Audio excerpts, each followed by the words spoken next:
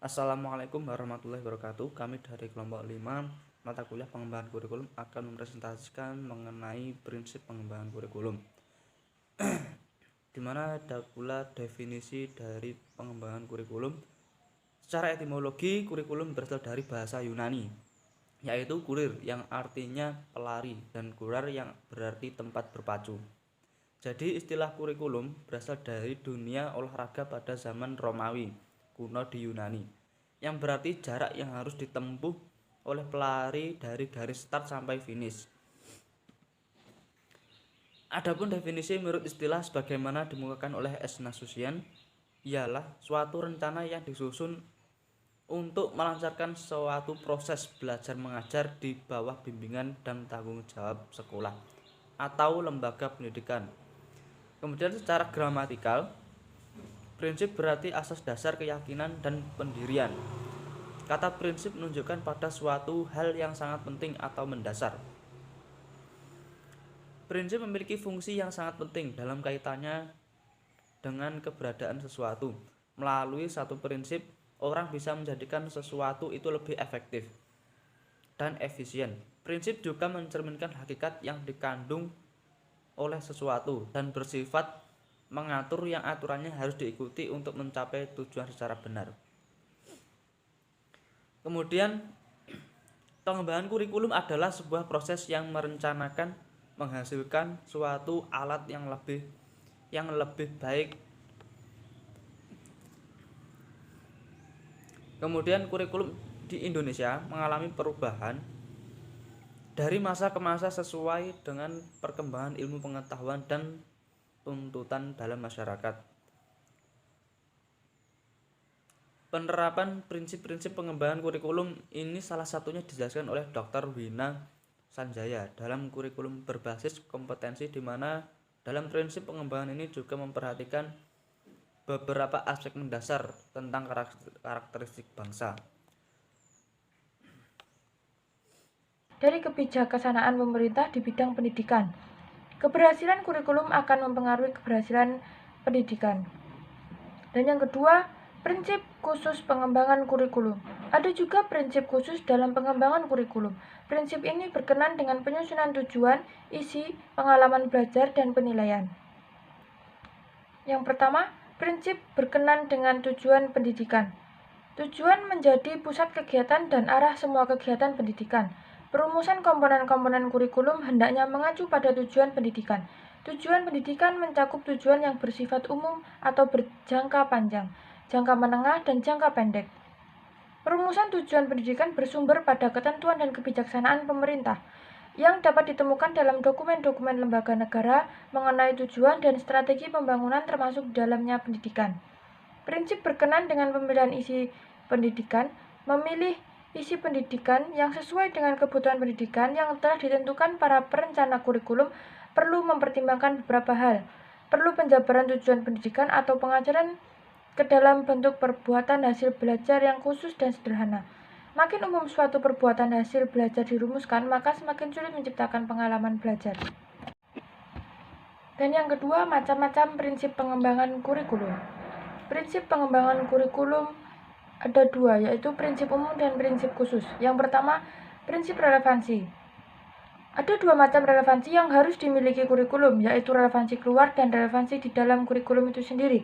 Relevansi keluar maksudnya tujuan, isi, dan proses belajar yang tercakup dalam kurikulum hendaknya relevan dengan tuntutan, kebutuhan, dan perkembangan masyarakat. Komponen-komponen tersebut memiliki relevansi dengan tuntutan ilmu pengetahuan dan teknologi, tuntutan dan potensi peserta didik, serta tuntutan dan kebutuhan perkembangan masyarakat. Kurikulum juga harus memiliki relevansi di dalam, yaitu ada kesesuaian atau konsisten antara komponen-komponen kurikulum, yaitu antara tujuan, isi, proses penyampaian, dan penilaian. Relevansi internal ini merupakan suatu keterpaduan kurikulum. Yang kedua, prinsip fleksibilitas. Prinsip fleksibilitas menunjukkan bahwa kurikulum adalah tidak kaku. Hal ini berarti bahwa di dalam penyelenggaraan proses dan program pendidikan harus diperhatikan kondisi perbedaan yang ada di dalam peserta didik. Dalam kurikulum fleksibilitas dibagi menjadi dua, yaitu fleksibilitas dalam memilih program pendidikan, maksudnya adalah bentuk pengadaan program-program pilihan yang terdapat berbentuk jurusan, program spesialis, atau program-program pendidikan keterampilan yang dapat dipilih murid atas dasar kemampuan dan minatnya. Yang kedua, fleksibilitas dalam pengembangan program pengajaran. Maksudnya adalah dalam bentuk memberikan kesempatan kepada para pendidik dalam mengemban sendiri program-program pengajaran kepada para pendidik dalam mengembangkan sendiri program-program pengajaran dengan berpatok pada tujuan dan bahan pengajaran di dalam kurikulum yang masih bersifat umum. Ketiga, prinsip kontinuitas. Prinsip kesinambungan perkembangan dan proses belajar anak berlangsung secara berkesinambungan, tidak terputus-putus atau terhenti, baik secara vertikal maupun secara horizontal. Oleh karena itu, pengalaman belajar yang disediakan oleh kurikulumnya hendaknya berkesinambungan antara satu tingkat kelas dengan kelas yang lainnya, antara suatu pekerjaan dengan pekerjaan yang lainnya. Perkembangan kurikulum perlu dilakukan serempak bersama-sama. Perlu ada komunikasi dan kerjasama antara pengembang kurikulum sekolah dasar dengan SMPT, SMTA, dan perguruan tinggi.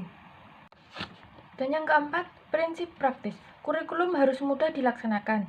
Dengan menggunakan alat-alat sederhana dan biaya juga murah, prinsip ini juga disebut prinsip efisiensi. Betapapun bagus dan idealnya, suatu kurikulum kalau menurut keahlian-keahlian dan peralatan yang sangat khusus dan mahal pula biayanya, maka kurikulum tersebut tidak praktis dan sukar dilaksanakan. Kurikulum dan pendidikan selalu dilaksanakan dalam keterbatasan-keterbatasan, baik keterbatasan waktu, biaya, alat, maupun personalia. Kurikulum bukan hanya harus ideal, tetapi juga praktis. Dan yang kelima, prinsip efektivitas.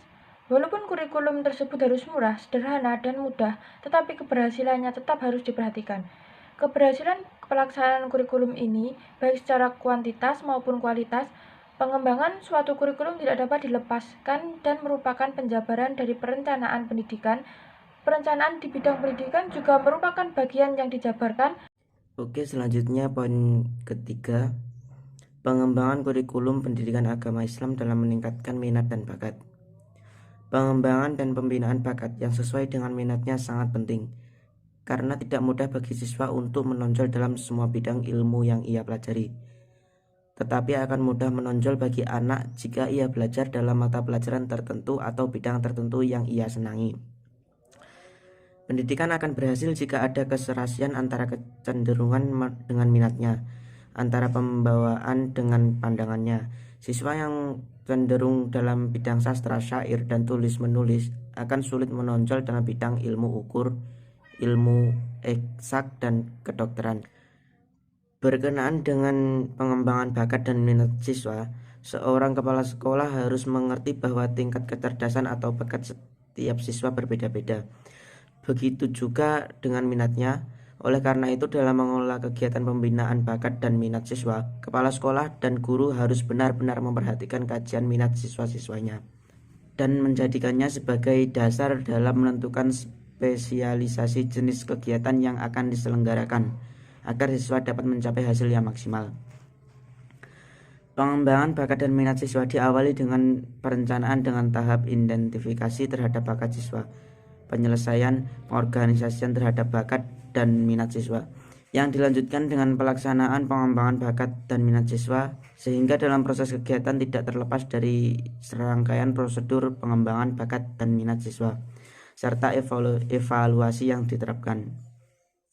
Dalam mendidik, guru perlu memperhatikan minat dan bakat siswa. Dengan mengetahui minat siswa, guru dapat memilih bahan pelajaran dan strategi yang tepat.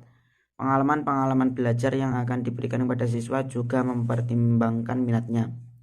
Dengan mengetahui minat, guru dapat mengarahkan siswa kepada pengetahuan yang diminatinya.